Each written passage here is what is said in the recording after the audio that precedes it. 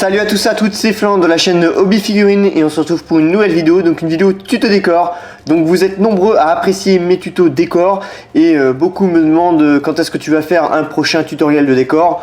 Là je sors du coup une nouvelle vidéo, c'est pour tout simplement réaliser des champs pour vos tables de jeu, que ce soit Warhammer, le Hobbit ou Tanks par exemple. Donc voilà, une multitude de possibilités pour vous, donc des décors simples et en même temps très réalistes qui vont donner tout de suite du cachet à vos tables de jeu.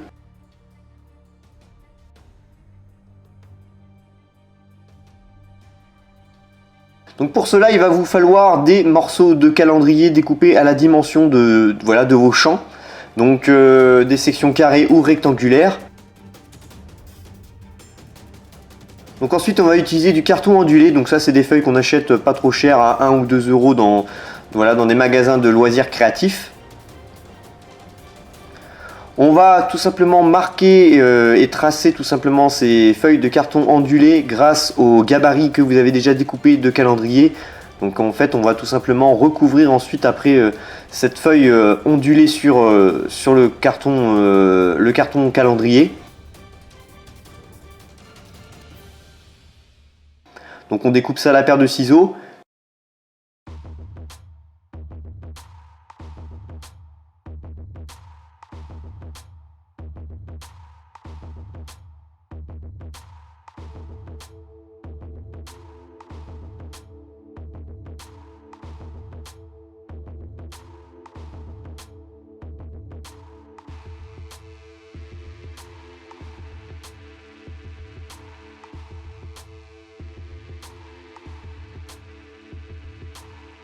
Ensuite, à la colle à bois, on vient tout simplement coller ce carton ondulé sur le calendrier.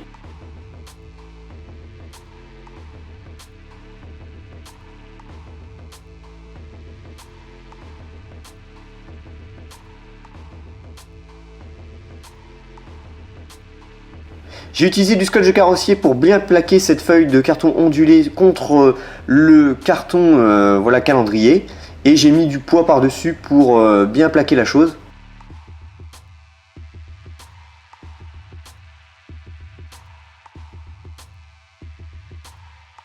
Une fois sec, on vient retirer tout simplement les scotch. Ensuite, on va faire la première couche de base. Donc soit vous faites ça à la sous-couche ou tout simplement avec de la peinture acrylique comme moi j'ai fait. Donc un mélange 50-50 entre noir et marron, car je voulais un marron très foncé pour faire le côté terreux.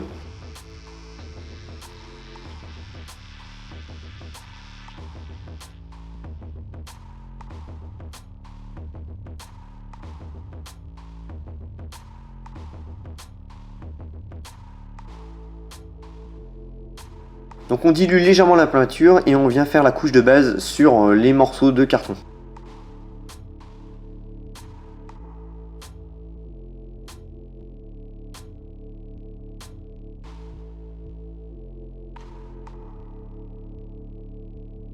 Donc on voit encore par transparence le rouge, ce n'est pas grave. On va appliquer tout simplement de la colle à bois sur ces éléments.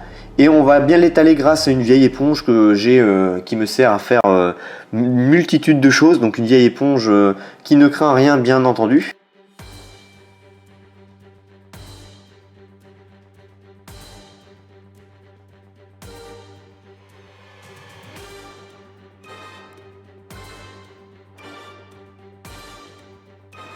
Donc on étale bien la colle. Et on la saupoudre de sable, donc du sable qui ne contient pas de coquillage bien entendu.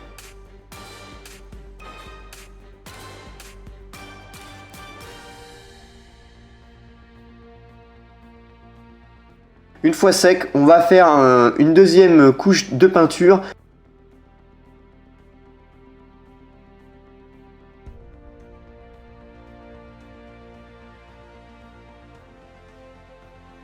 Donc une fois bien sec, on va effectuer ensuite un brossage à sec. Donc un brossage à sec en racard flèche.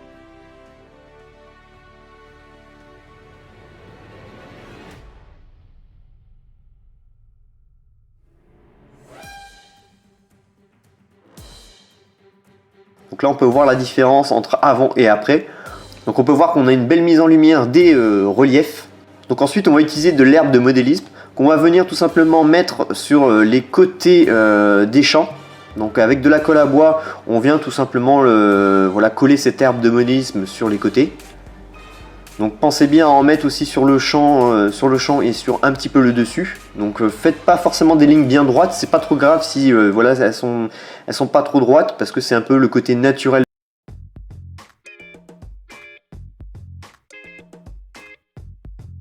Donc on laisse bien sécher et on peut se rendre compte finalement que ça prend forme.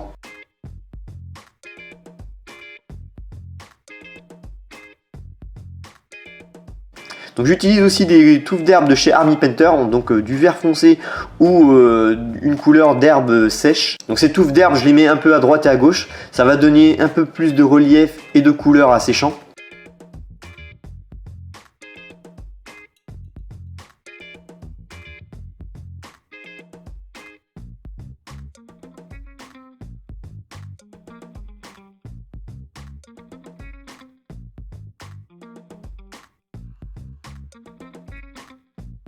Je vais aussi appliquer des buissons grâce à la mousse que vous aviez pu voir dans mon ancien tutoriel pour créer voilà, du flocage mousse. Donc des petits buissons à droite et à gauche. Donc ces petits buissons vont aussi aménager ces champs. Donc comme les touffes d'herbe, vous voyez que ça donne un petit peu de couleur et de relief.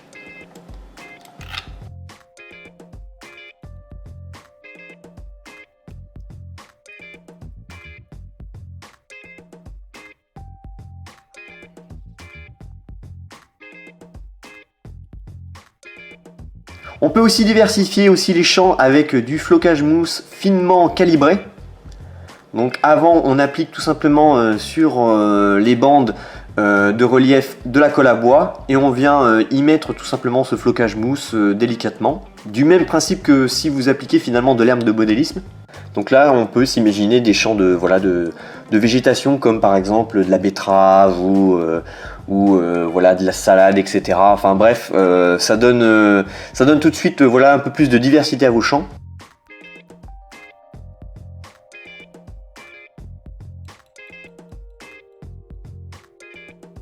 Ensuite, on va réaliser un champ de blé. Donc pour ça, on va utiliser un tapis de poils de coco. Donc ça, c'est un tapis que j'ai trouvé chez Jiffy, mais on peut en trouver chez d'autres magasins comme Castorama ou je ne sais où, à prix réduit. Donc vous prenez le premier prix, franchement, celui-là je l'ai payé 5 € et j'ai vraiment de quoi faire.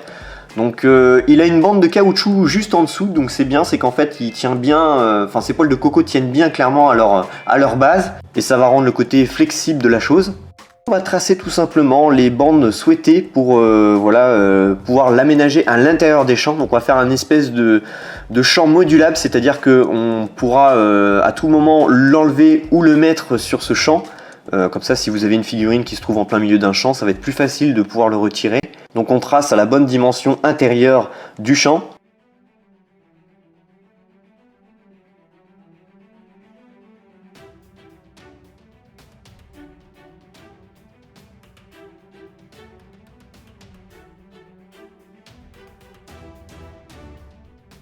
Et ensuite, avec une paire de ciseaux, on vient découper tout simplement ces bandes.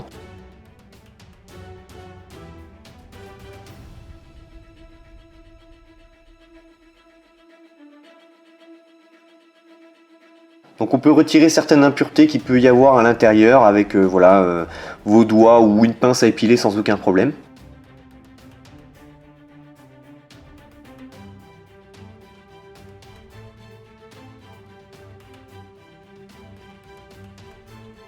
Ensuite, on applique de la colle à bois sur le contour caoutchouc.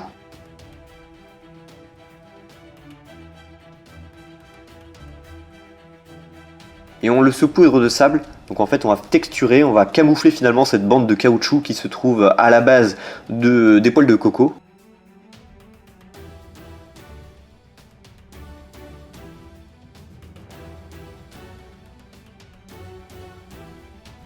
Donc ce sable, on va le colorer finalement de la même méthode des champs plaines qu'on a vu précédemment. Donc un mélange de marron et de noir, un petit peu dilué à l'eau.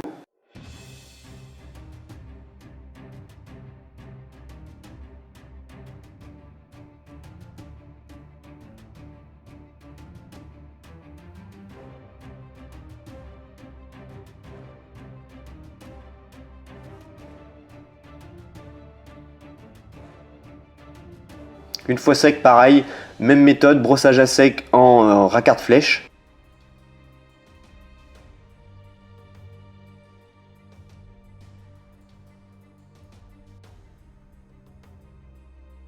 Et voilà, les champs de blé sont prêts à être utilisés pour vos tables de jeu. Vous pourrez très bien les enlever et les remettre à tout moment, dès lors que par exemple vous voulez mettre une figurine en plein milieu. Donc voilà, le tutoriel est terminé. Donc on a vu les différentes méthodes pour faire des champs labourés, des champs de blé et des champs de végétation. Ça va donner du cachet à vos tables de jeu. Donc des méthodes simples et peu coûteuses qui rendent tout de suite vos tables de jeu plus sympathiques avec un côté vraiment très naturel et réaliste. Donc voilà, donc n'hésitez pas à vous abonner à la page Facebook et YouTube si ce n'est pas fait. Et puis moi je vous retrouve pour de prochaines vidéos. Salut à tous à toutes.